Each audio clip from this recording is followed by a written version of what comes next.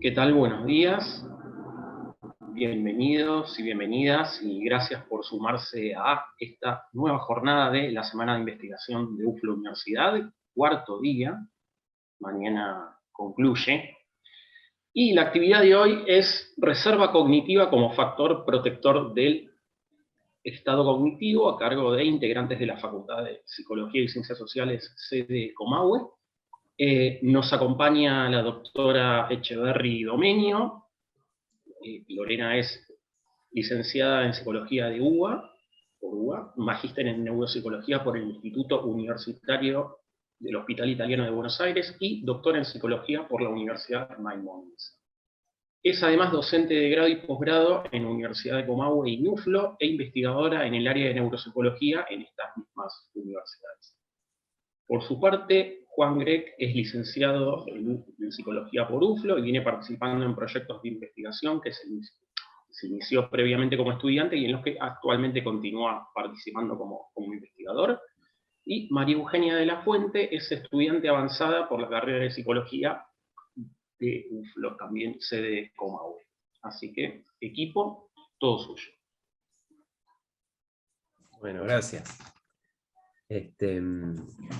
Bueno, vamos a comenzar. Creo que primero vamos a hacer algo más interactivo antes de pasar más a lo teórico. Les voy a compartir pantalla. Y bueno, es una actividad que venimos haciendo en la universidad. Es una nube de palabras, así que si tienen el celular ahí a mano, pueden usarlo para escanear el código e ingresar a esta página en la que van a tener que agregar una palabra sobre qué es lo que creen que es reserva cognitiva, que es lo que vamos a hablar hoy.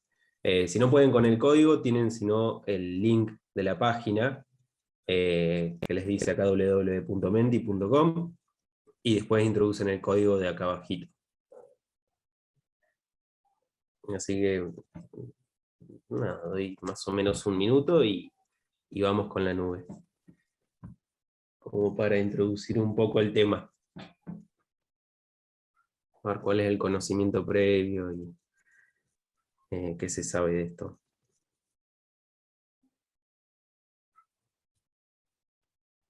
Bien.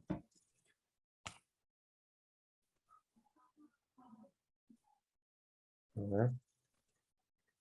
Voy a ir si yo creo que se funciona todo bien. Bien, a ver.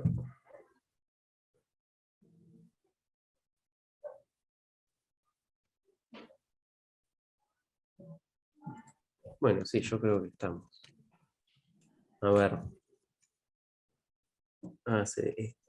Acá se va formando la nube. Las palabras más grandes son las palabras que más escribieron. Aunque todos tienen la misma densidad. Conocimientos previos, almacenamiento, distorsiones, deterioro, capacidades, significatividad, guardar información, música, está bien, educación también. ¿Qué más hay? Ahí se agregaron algunas que no se ven. Guardar información, plasticidad cerebral, puso alguien. Capital, una forma de definirlo. Conjunto de sistemas, volumen. Bueno, más o menos están todos en tema, ¿no? Perfecto. Bien. Muy bien.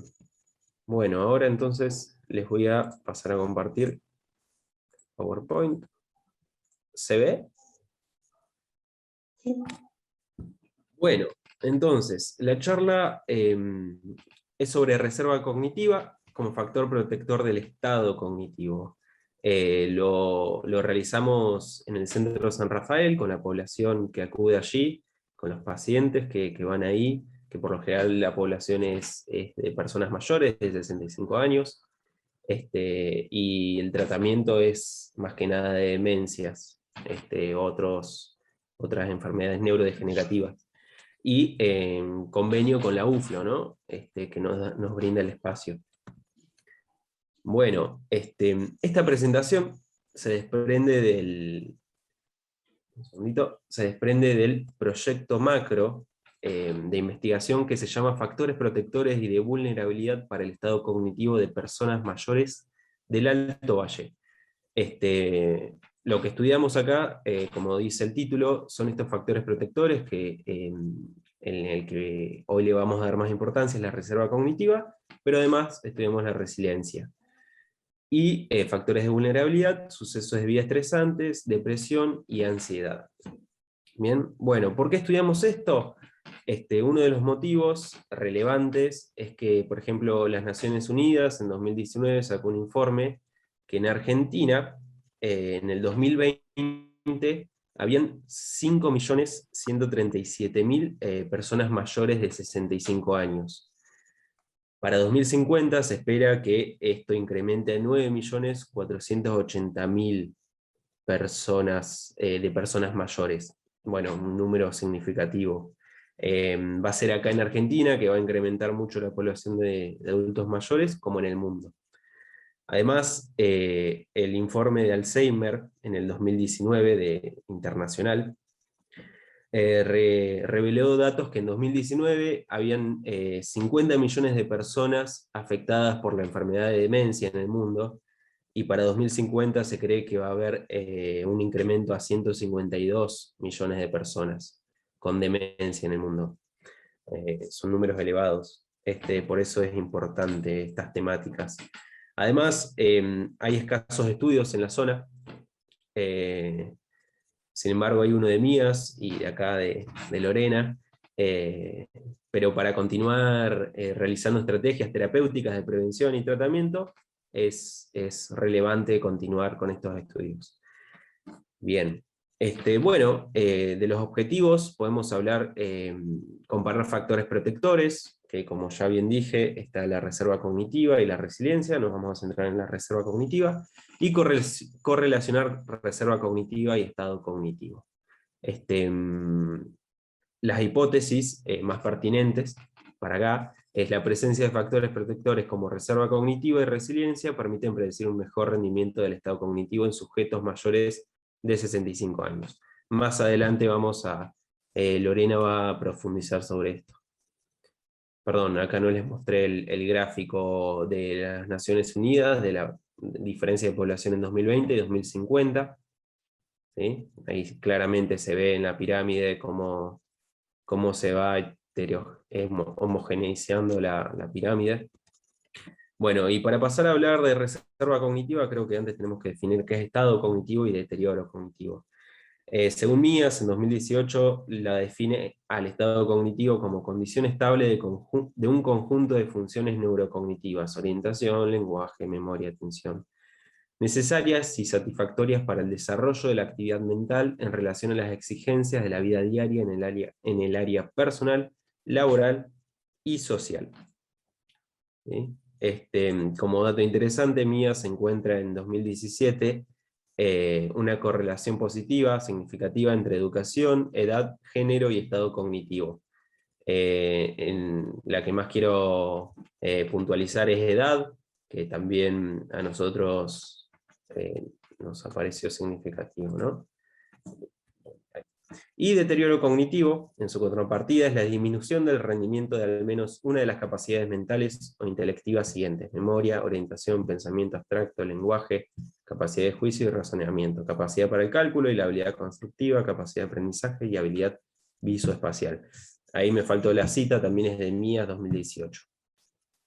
Bien, ahora sí, pasando a reserva cognitiva, Stern, que es uno de los autores que más difunde este constructo, la define como la capacidad dinámica que poseen los sujetos para poder soportar los cambios cerebrales que afectan funciones cognitivas, ya sean estos causados por el envejecimiento normal o resultantes de diferentes patologías neurológicas.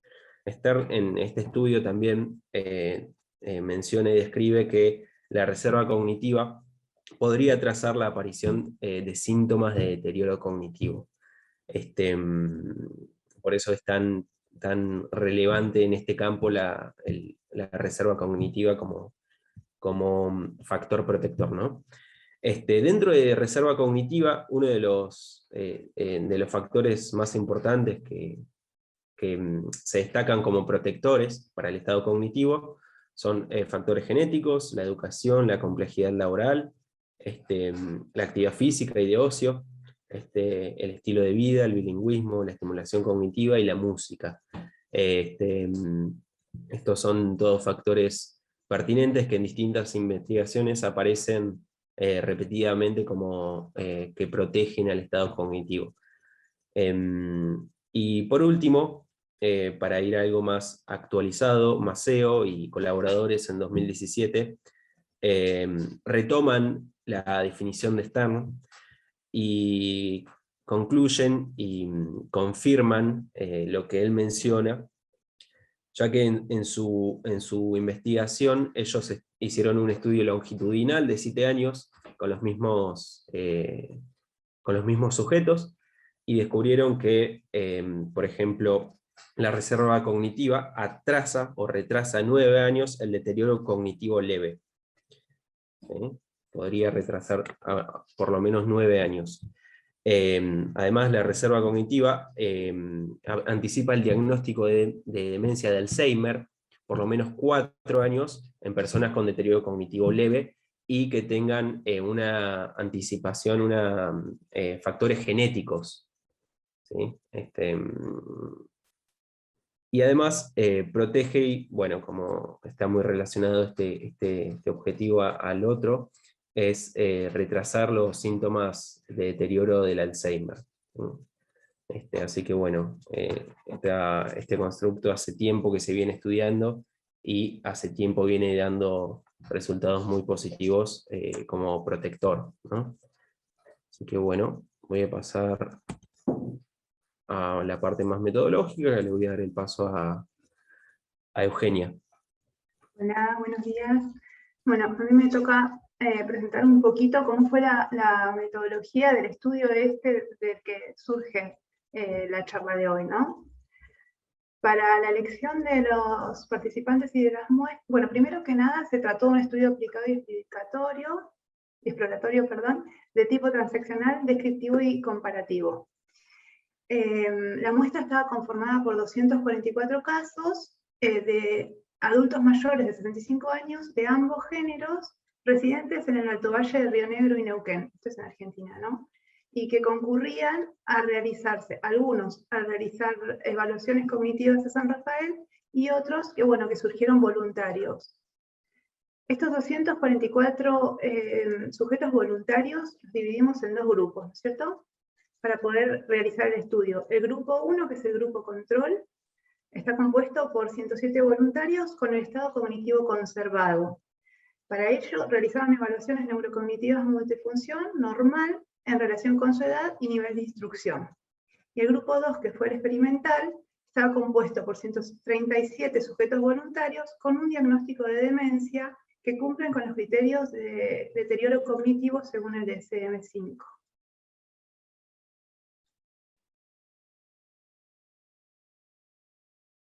Bien, el procedimiento de muestreo tiene que ver con qué técnica se utilizó, ¿no? Se utilizó una técnica de muestreo intencional y una del tipo no probabilístico, todo con participantes voluntarios. A los voluntarios evaluados en San Rafael desde junio de 2019 a diciembre del 2019 se les realizaron 2 entrevistas de 80 minutos acompañadas por un familiar responsable.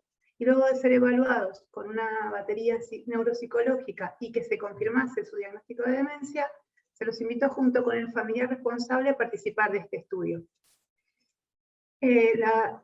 La parte del grupo control fueron sujetos de la comunidad. Se abrió una convocatoria en la caminata que se realiza en septiembre por el Día Internacional del Alzheimer, y bueno, y tuvimos una buena recepción, que estuvo muy bueno esa actividad también, porque nos permitió llegar a la población en general y tener otro tipo de apertura a esto, ¿no? Otro tipo de difusión. Así, ¿pasás?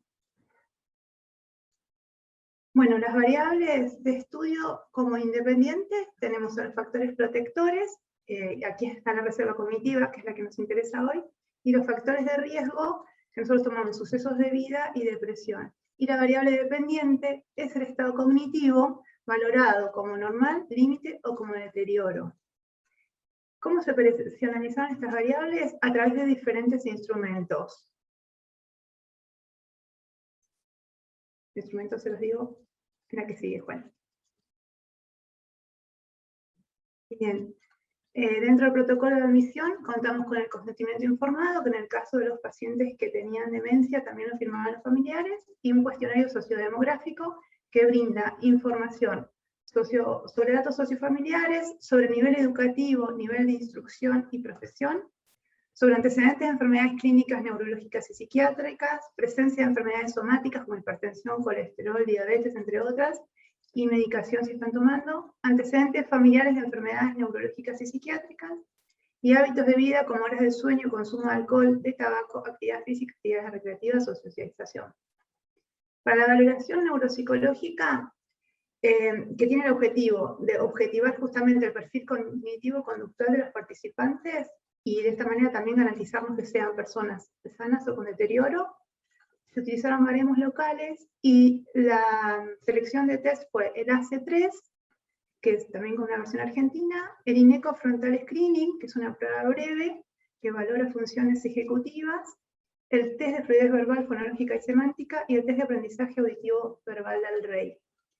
La valoración conductual se realizó mediante las actividades instrumentales de la vida diaria, el inventario de depresión de Beck, la escala STAI, ansiedad-rasgo, la escala de reserva cognitiva de Rami, la escala de resiliencia y la escala de sucesos de vida.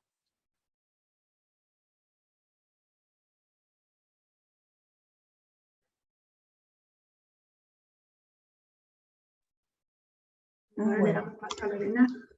Gracias Euge.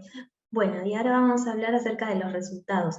Como contaron los chicos, esto forma parte de un proyecto donde se trabaja más variable, pero solo vamos a hablar de reserva cognitiva.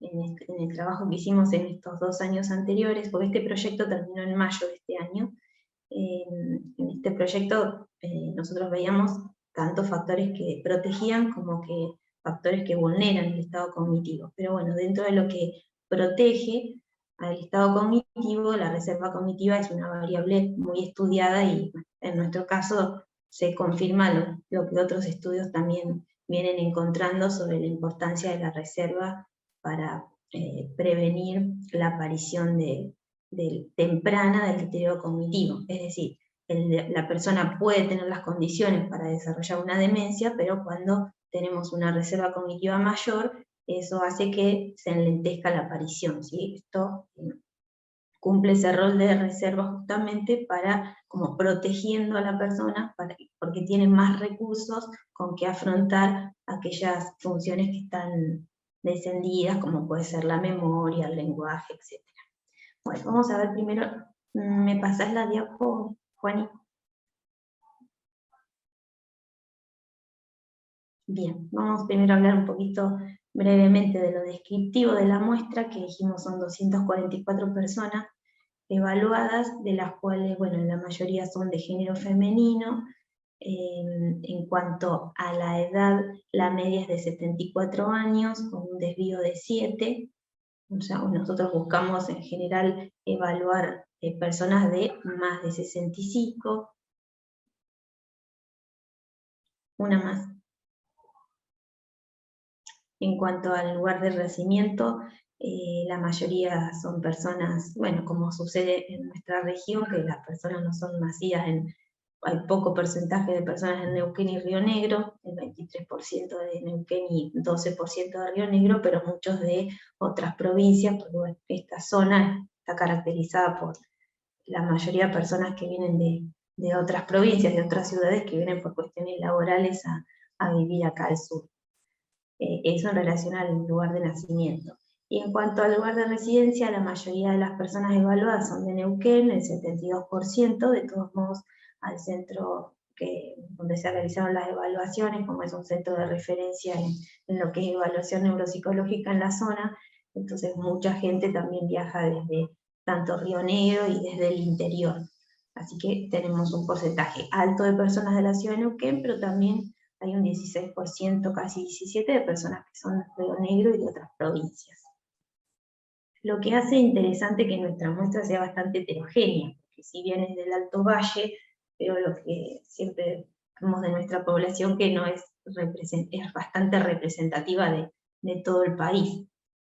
Bueno, vamos en cuanto al estado civil de las personas, la mayoría de los que fueron evaluados están casados o también viudos por la edad que tienen. Y en cuanto a los años de escolaridad, hay un gran porcentaje de primaria, en su mayoría el 49% tienen escolarización primaria, muy pocas personas sin escolarización, el 30% secundaria y el 15% universitario. Es decir, todas las personas evaluadas, casi la mayoría, son personas que han sido escolarizadas, que para nosotros es un criterio importante porque las evaluaciones neuropsicológicas se realizan, los test requieren de cierto nivel, al menos de cierta escolarización. Siguiente. En cuanto a la ocupación, que esto sí es un dato para nosotros importante que se relaciona con lo que es la reserva cognitiva, el 25% de las personas evaluadas eran amas de casa, después un 5% trabajo temporario, después 16% 16% empleados y 7% profesionales. Este es un dato importante que después se encuentra en los resultados vinculados con la reserva, que es la importancia de cuál ha sido nuestro nivel ocupacional. Y en cuanto a lo actual, de los evaluados por la edad que tiene nuestra muestra, la mayoría están jubilados, el 91,4% de jubilados, pero también hay un 5,7% que todavía está jubilado, pero a la vez sigue en actividad. Siguiente. Y en cuanto hay una pregunta que nosotros le hacemos siempre que inician los estudios, que es si la persona tiene quejas de memoria, es decir, nosotros indagamos qué queja o qué manifestación subjetiva tiene la persona acerca de su rendimiento en memoria, y la mayoría de las personas evaluadas, siendo esta muestra hay muchas personas sanas y también con deterioro, pero que la mayoría tienen queja de memoria. Es muy común encontrar que las personas que, por ejemplo, los que participaron del estudio, que se vinieron a hacer el estudio de forma voluntaria para conocer su estado cognitivo global, que por lo general eran personas sanas, pero ese perfil suele ser de personas como un poco autoexigentes que tienden a observar fallas de memoria y manifestarlas, que después a veces uno las evalúa y no necesariamente dan fallas, pero tiene que ver con que son personas que prestan atención y valoran todo lo que tiene que ver con lo cognitivo. Entonces fíjense que es muy alto el porcentaje de personas con queja subjetiva de memoria. Siguiente. En cuanto a los hábitos de vida, nosotros les preguntamos acerca de el nivel de actividad física que hacen, y dentro de la muestra se ve un porcentaje importante, de más del 50%, que realizan algo de actividad física, aunque sea 1 o 2 veces por semana, o más de 2 veces por semana. Esto me parece interesante. No realizar actividad física, pero para hacer la muestralidad que tienen, hay un porcentaje importante que realiza actividad física. Hay que tener en cuenta que esto fue realizado en el fin de 2019, antes de la pandemia, entonces todo esto hoy en día cambia notablemente. Siguiente. En cuanto a otro hábito de vida, bueno, nosotros preguntamos una serie de hábitos, ¿no? Pero en cuanto a socialización, que es una variable muy importante en lo que tiene que ver con lo cognitivo, un número importante, 55,74%, manifiesta socializar. Esta es otra variable que ahora en pandemia, por supuesto que cae muchísimo en la población. Siguiente. Bueno, vamos a ver ahora los resultados, cómo nosotros de toda esa batería completa neuropsicológica, más todo lo que completó la familia, nosotros hacemos una evaluación viendo lo cognitivo, lo conductual y lo funcional. Y ahí salen los diagnósticos en el centro. Entonces tenemos personas con estado cognitivo normal, patológico, y también tenemos personas que están en el límite, es decir, que todavía no está definido, que va el diagnóstico de demencia. Uno puede pensar que probablemente va a cursar con una demencia más adelante con los años, pero todavía no estamos en condiciones de asegurarlo. Entonces, esas personas están en un estado límite, que para los fines del estudio lo que hicimos es, como no está confirmado y podrían llegar a recibir estimulación cognitiva y mejorar o estabilizar su estado ahí, entonces lo que se hizo fue dividir la muestra en 2 grupos, juntando los normales con los límites. Y así fue que comparamos después los 2 grupos, normales y patológicos. Es decir, límites quedaron en el grupo normal. Siguiente. Bueno, ahora vamos a hablar un poquito acerca de qué pasó con la variable reserva cognitiva. Cuando estábamos viendo el tema de la protección, cuáles eran las variables que protegían, nosotros hemos visto resiliencia y reserva cognitiva. Pero bueno, reserva cognitiva fue la variable que pesa muchísimo más dentro del estudio en relación a resiliencia. En cuanto a reserva cognitiva, entonces se encontró una correlación muy alta, ¿sí? Una red Pearson de 559, ¿sí? Cuando uno correlacionaba reserva cognitiva con estado cognitivo. Estado cognitivo, si bien se saca con una serie de test que uno administró, cuando operacionalizamos la variable, tomamos el valor del AC3, que es una prueba de screening, ¿sí? Entonces, cuando hacemos las correlaciones, lo hacemos con el cuestionario de reserva cognitiva y el AC3.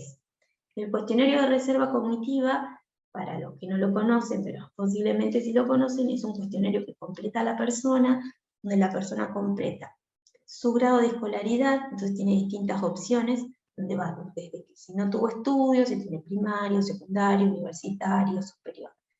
Eso es la manera como está clasificado el grado de escolaridad, el nivel educativo de la persona.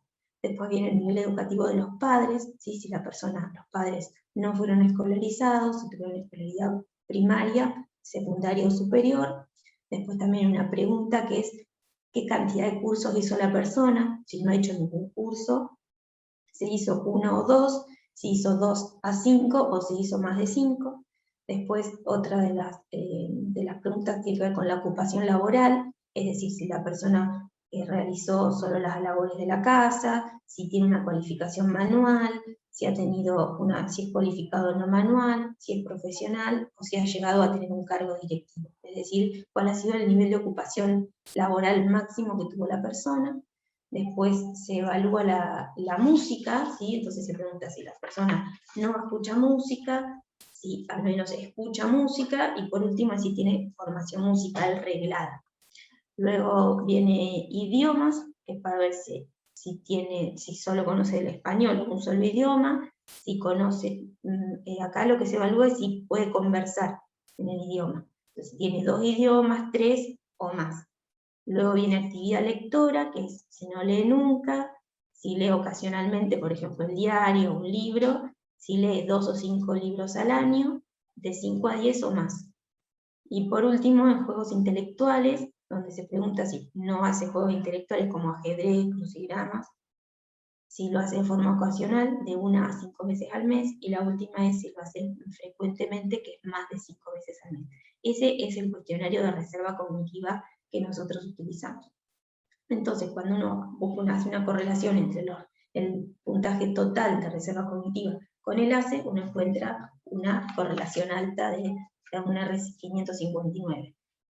A su vez, de todos esos ítems que les estoy contando de reserva cognitiva, los que más correlacionan son el nivel educativo alcanzado por la persona, la escolaridad de los padres, qué cantidad de cursos de formación ha hecho la persona, cuánto lee, el nivel de ocupación laboral que ha tenido, si realiza juegos intelectuales y música. Están ordenados de mayor a menor la correlación, ¿sí? Pero el más alto es el nivel educativo alcanzado por uno y de los padres. Después van los siguientes. Siguiente. Luego hicimos asociaciones entre la variable estado cognitivo con algunas variables sociodemográficas, donde vimos una asociación importante fue entre estado cognitivo y nivel de escolaridad alcanzado, no preguntado en la reserva cognitiva, sino en el cuestionario de reserva cognitiva, sino en el sociodemográfico. Entonces ahí encontramos un nivel de asociación alta entre los años de estudio con el estado cognitivo, y también entre el estado cognitivo y la reserva cognitiva. Siguiente. Y acá también hubo asociaciones de magnitud baja, pero también se encontró asociación entre el estado cognitivo con las quejas de memoria de la persona, el estado cognitivo con la ocupación anterior, el estado cognitivo con el nivel de socialización de la persona, con el aprendizaje de idioma y con participar de talleres de estimulación cognitiva. Estas formaban parte de preguntas que uno hacía al iniciar la entrevista. Siguiente. Al comparar los dos grupos, encontré un nivel de diferencia significativa entre la reserva cognitiva, el cuestionario de reserva cognitiva.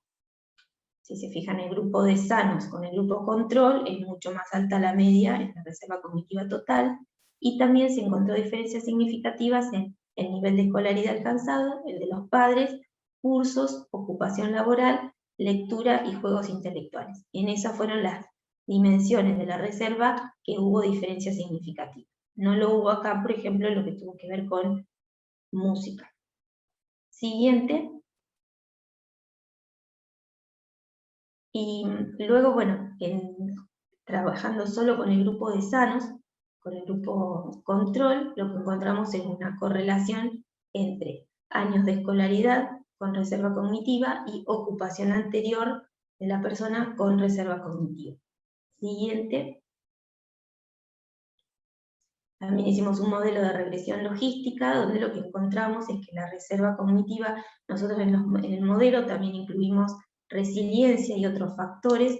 Sin embargo, el modelo que más se ajustó fue el que incluye la reserva cognitiva como el mejor predictor de estado cognitivo. Siguiente. Y para ir resumiendo entonces, sabemos que la reserva cognitiva el estudio lo que nos permitió encontrar es que es un buen factor protector frente al deterioro cognitivo. Pero a la vez, cuando hablamos de reserva, tenemos que hablar de componentes que son modificables y componentes no modificables. Dentro de lo no modificable, uno no puede modificar el nivel educativo de los padres, la parte genética, el ambiente en que nos criamos. Sin embargo, hay componentes de la reserva cognitiva que sí son modificables, como tiene que ver la escolaridad, los cursos de formación que hagamos, la ocupación laboral, la lectura, los juegos intelectuales, la música. Entonces, lo que el estudio nos permite ver es la importancia que tiene el poder tratar de que la población en general conozca, desde que son jóvenes, ¿sí?, qué es la reserva y cómo uno puede, de alguna manera, enlentecer la aparición de una enfermedad como es la demencia, haciendo que estos componentes que son modificables nos permitan aumentar nuestra reserva. Entonces, porque a mayor nivel educativo, mayor cantidad de cursos, un mejor trabajo, lectura, todo esto promueve lo que es la reserva cognitiva. Entonces, la persona sí tiene control sobre estos componentes de la reserva cognitiva, que lo puede empezar a hacer desde la juventud y continuar, no sé, 50 años, durante la jubilación, etc. Siguiente.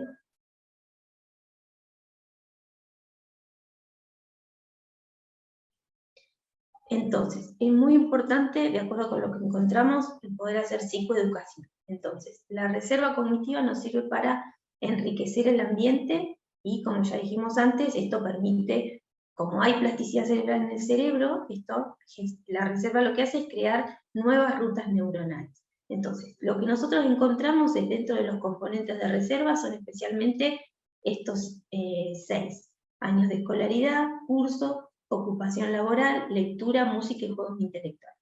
Estos son los modificables.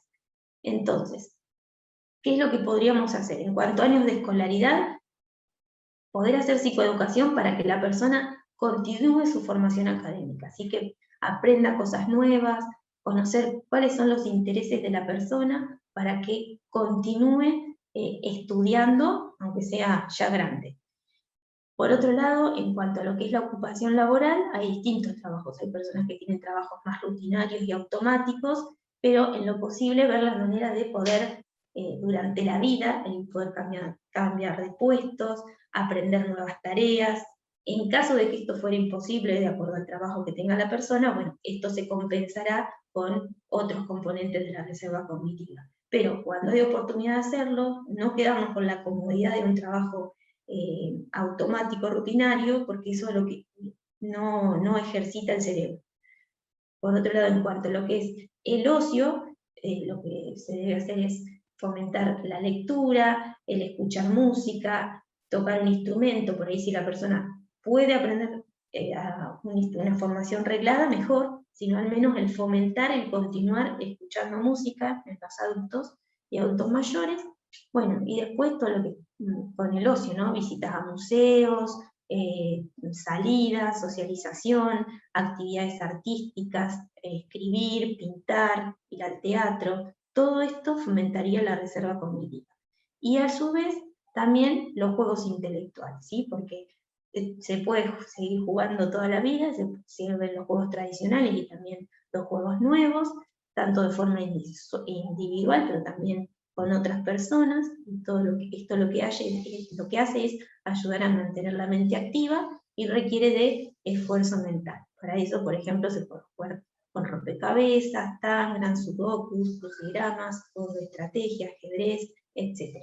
Todo esto entonces fomenta la reserva cognitiva. Entonces, confirmar con nuestro estudio algo que está estudiado ya en nuestro país, que se sabe la importancia de la reserva cognitiva, pero nos estimula a seguir haciendo campañas en nuestro lugar de psicoeducación, donde la persona, más allá de, por ejemplo, ahora estamos en septiembre y hablamos del Alzheimer y las demencias, lo importante es, más allá de hablar de las demencias y las patologías, en todo lo que es la prevención. Y prevención es eso, trabajar con reserva cognitiva.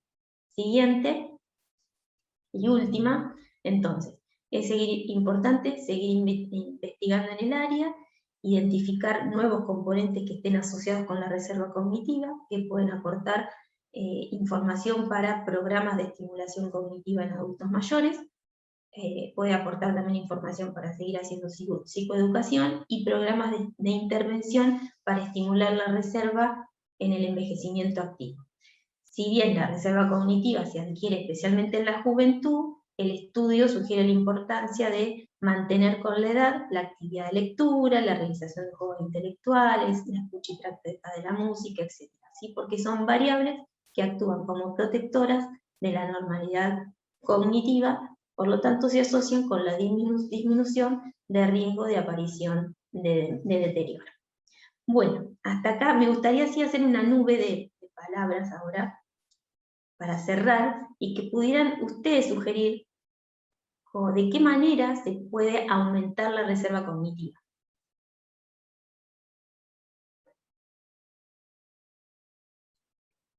Bueno, es la misma, nada más que cambiamos la pregunta. A ver qué ideas pueden proponer, ¿no?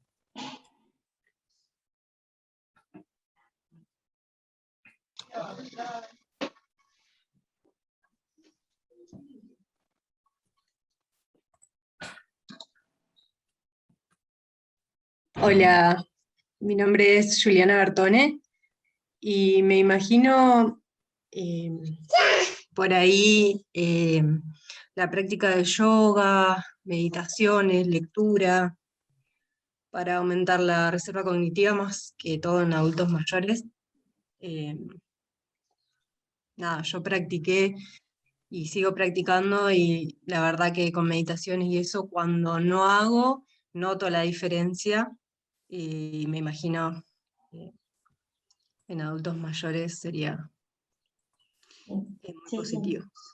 sí, por eso es tan importante, pero empezar desde, bueno, ya ahora se habla mucho más de estos temas, ¿no? Pero desde las generaciones, desde los niños, poder hablar todo esto, porque la manera de hacer prevención de demencias es trabajándolo con las generaciones más chicas para que haya cambios en los hábitos. Entonces, que tengamos todos el hábito de hacer actividad física, hacer meditación, practicar música, todo lo que sea nuevo para el cerebro y diferente, ¿no? La diversidad es muy importante. Pero bueno, vamos a ver qué sale en la nube, a ver qué aprendimos. A ver. Mira qué lindo. Meditación, yoga, cocinar, actividad física, Tejer. talleres de música, tejer, aprender hobbies, jardinería, violeta, También me coreografía. imagino, perdón, me imagino, por ejemplo, con el cepillo de dientes, cepillarte con la otra mano, o empezar a hacer cosas, o sea, cosas sencillas, pero con la otra mano para empezar a activarlo. Exacto. Claro, sí. Ir a trabajar por otro camino, siempre todo lo que sea nuevo, porque por ahí uno se queda, está muy cómodo con aquello que es rutinario, pero no nos hace pensar. Entonces es importante sopa de letras, manualidades. Perdón, ¿te puedo hacer una consulta? ¿Cómo Hola, estás? Marcia. Yo estuve leyendo libros recientemente de un neurólogo norteamericano y habla de la incidencia de la alimentación en cuanto a lo que es la toxicidad del gluten, que uno dice, bueno, me inflama la parte intestinal y en realidad inflama el cerebro también. ¿Eso, hay algún campo de la psicología que se relacione más directamente a esa especificidad de la nutrición? Yo no, este estudio estaba muy alejado de eso, solo la pregunta era hábitos de la alimentación, entonces uno solo preguntaba, bueno, esto no lo vimos hoy, pero preguntábamos si la comida era saludable o no, si tenía una alimentación cuidada o no, pero lo que encontramos es que la mayoría de la gente, no era una pregunta que estuvo bien hecha, porque la mayoría de la gente te habla de que sí, come sano, pero sí es muy interesante poder hacer un estudio, que los hay, específicos sobre distintos hábitos de alimentación con que uno vaya llevando con las preguntas, con algún test, con algún cuestionario para conocer esto, pero sí, hay trabajos de eso. Bien, gracias. Sí, no sé, desde la Ayurveda, que también seguramente hay mucha relación con el tipo de alimentación que nosotros comemos y la cognición. ¿Sí?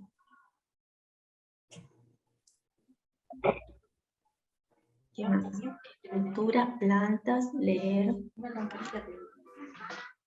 Bueno, nosotros, por ejemplo, acá en San Rafael el año pasado, bueno, con la pandemia nosotros disminuyó muchísimo el trabajo porque, bueno, las personas al no poder socializar, no venir, por el tema del contacto físico, bueno, eso hizo que las personas vengan mucho menos, ¿no? Pero sí, empezamos un taller muy interesante de tecnología y música, pero para promover la reserva, ¿sí? Pero no para pacientes, sino para personas sanas. La verdad que fue muy interesante. Duró muy poquito por el tema de la pandemia, pero hay personas que se ven muy motivadas frente a esto, ¿no? El aprendizaje, esto nuevo, que además es tan importante porque la tecnología los conecta con otras personas, ha sido una experiencia muy, muy linda.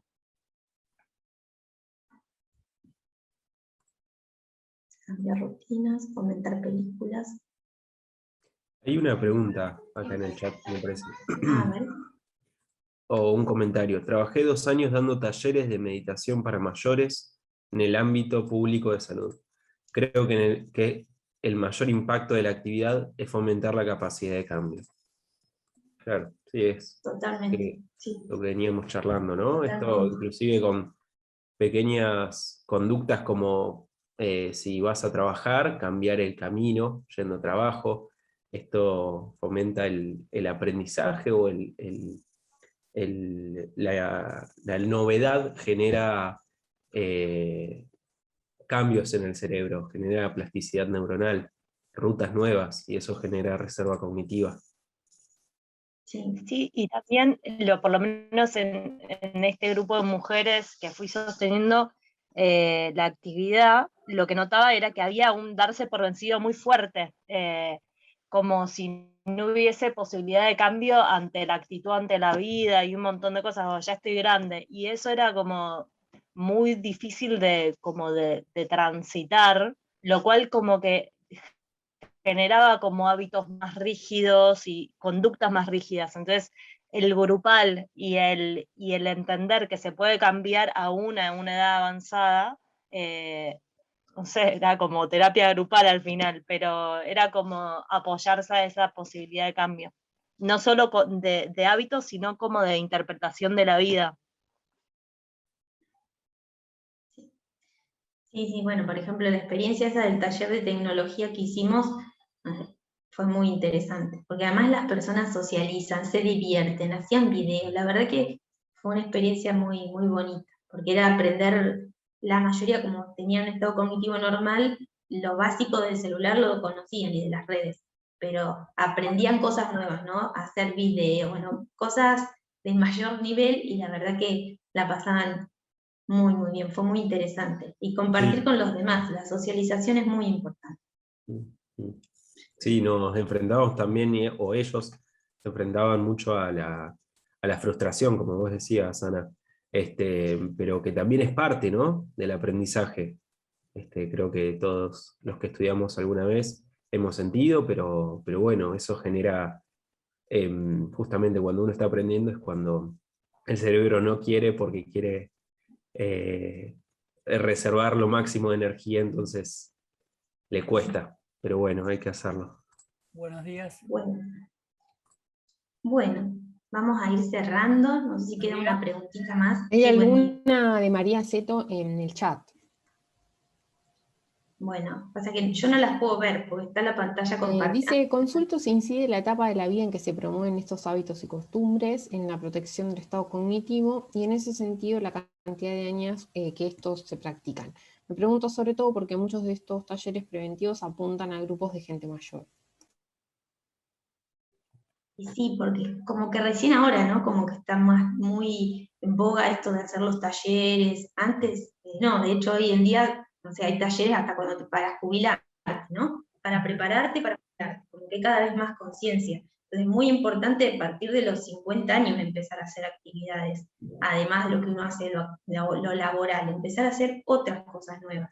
Pero por eso hay que hacer que la gente tome conciencia, entonces poder aparecer en las redes sociales, como en este tipo de información. Por ejemplo, a nosotros acá en el sur nos pasa que prácticamente no hay publicaciones, nos cuesta mucho hacer investigaciones, escribir sobre lo que uno encontró, porque es re interesante tener datos locales, porque eso motiva mucho más a la gente de acá, decir, bueno, la gente se encontró esto, es muy importante, y empezar a edades tempranas. Por eso yo digo, desde el colegio, nosotros trabajamos mucho en demencias, desde el colegio hay que hablar de estos temas con los niños, porque en toda casa hay un abuelo que pueda tener, puede haber alguien con demencia, entonces empezar a hablarlo con naturalidad. Bueno, vamos a ir cerrando y les dejamos nuestro... Voy a dejar acá. ¿Puedo hacer una consultita? Una Sí. consulta, perdón Lorena. ¿Podría Sí. estar asociado también, porque estoy viendo que muchas de las actividades que se presentan y que tienen un impacto positivo, podría estar asociadas a endorfinas? Puede ser porque se dicen momentos de ir a bailar, de estar en contactos con otros, y lo pongo en contraposición quizás con la generación que tenemos de cortisol por estrés, o por posibles estados depresivos porque están solos y lejos de la familia. ¿Podría estar asociado? Y sí, totalmente asociado. Por eso es tan importante la actividad grupal, porque ya te digo, nosotros en lo que es rehabilitación o estimulación se trabaja individual, que se trabaja muy bien, pero lo grupal, pero porque se genera todo otro clima, ¿viste? El encontrarte con otras personas. Sí, desde eso y también desde lo físico, todo lo que genera endorfinas, pero sí. Profes, Sí. un comentario. ¿Me escuchan bien? Sí. ¿Qué tal? Mi nombre es Pablo Pepe, yo soy preparador físico y actualmente estoy en cuarto año de la carrera de psicología. Se me ocurría un aporte de 3 palabras claves, de alguna manera también traída del concepto de tantos años del trabajo con la gente en lo físico. La primera es que un cerebro motivado, una persona motivada, aprende mucho más, quiere aprender y tiene, digamos, esa capacidad vigente. Y en cambio, cuando la persona no está motivada, bueno, ahí se encadenan un montón de otras cosas. En ese sentido, digamos, es interesante pensar puntualmente en la motivación por la etapa de la vida, ¿no? Que normalmente, digamos, suele ocurrir que cae la motivación, caen los proyectos. Entonces sería como un tema muy, muy, muy importante para lo que se está planteando como, digamos, conservar la reserva cognitiva. El segundo punto es la adhesión, es decir, esto que se está hablando de fomentar la participación en grupo, el querer encontrarse con el otro, porque puede tener, digamos, una historia rica en antecedentes cognitivos y reserva cognitiva, pero si cae la motivación y no quiere encontrarse con otros, es difícil. Y el tercer punto, en entrenamiento físico, hay muchísima investigación que habla de el volumen de trabajo, o sea, la cantidad de trabajo que es necesario para modificar estructuras y, obviamente, la funcionalidad. Y en este sentido yo pensaba en, digamos, se suele decir que un estímulo aislado o un estímulo por semana, no sé si cumple la función. Estoy hipotetizando, no estoy diciendo que así lo hagan, ¿eh? Entonces me parece clave también este tercer punto, proponer con volumen, o sea, volumen en entrenamiento es cantidad de horas, cantidad de días, cantidad de encuentros semanales. Esos 3 puntos quería nombrar. Sí, totalmente. Y la cantidad y que sea estable, porque si no, no tiene sentido una vez cada tanto.